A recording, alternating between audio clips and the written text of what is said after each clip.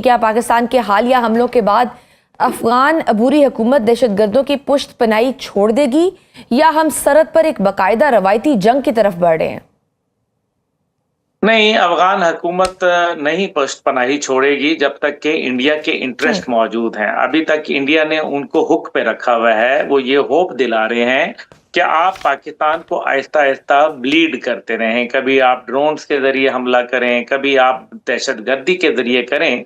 लेकिन आपने देखा कि जब भी पाकिस्तान के हवाले से इस किस्म का उन्होंने किरदार पहले अदा कर रहे थे, लेकिन जब से हमने ग़ज़ब लिल हक़ शुरू किया है ऑपरेशन, उसके बाद से दहशतगर्दी के वाक़यात में बहुत बतदरीज कमी आई है। अब ख़ास तौर पे बलूचिस्तान में और खैबर पख्तूनख्वा में ना होने के बराबर रह गई है।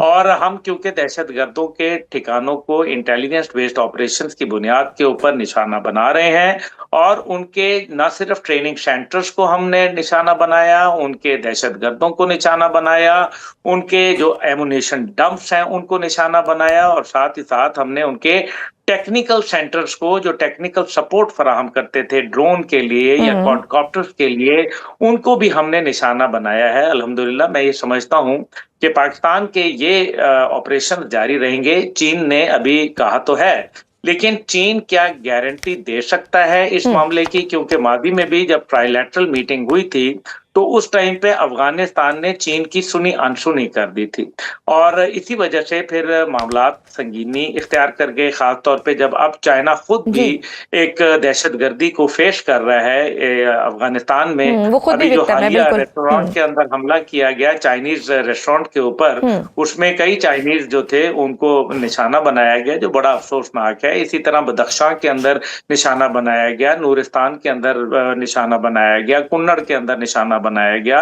ये वो जगह हैं जहां चाइनीज काम कर रहे थे। तो जाहिर है चाइना की गारंटी, अगर कोई प्रॉपर मीनिंगफुल गारंटी होगी तो जाहिर है पाकिस्तान उसको कबूल करेगा। लेकिन मेरा नहीं ख्याल कि अभी पाकिस्तान सालिसी के अंदर कोई मूड में है, अनलेस और until we achieve our objectives. Sir, जिस तरह ईरान के पाकिस्तान के असली तारीफ की है, क्या पाकिस्तान अब मुस्लिम उम्मा और खित्ते के तनाज़ात में एक मीडिएटर के तौर पर उभरा है, जिस तरह एक वक्त मिडिल ईस्ट का खालिस मुल्क कहा जाता था?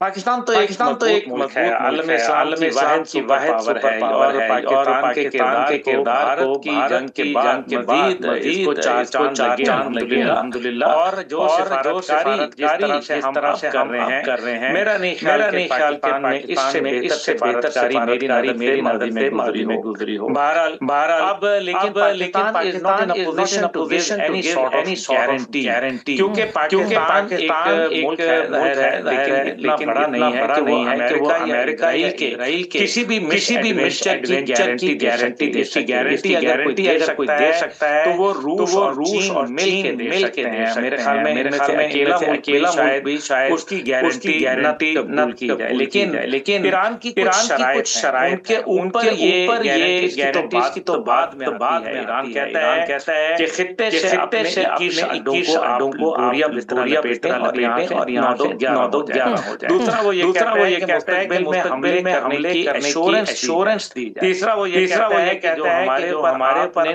नुकसान हमारे इंफ्रास्ट्रक्चर का उसके जाना भरें। ये वो तीन ऐसी चीजें हैं जिसके लिए अगर इन शराइत को मानता है तो वो अपनी हार बकायदा अपने हाथ से लिख लेता है। और अगर वो ये नहीं मानता फिर ये जंग जारी है खलीजी ममालिक अमेरिका के ऊपर डालेंगे और वो ये करेंगे कि जंग को खत्म करें।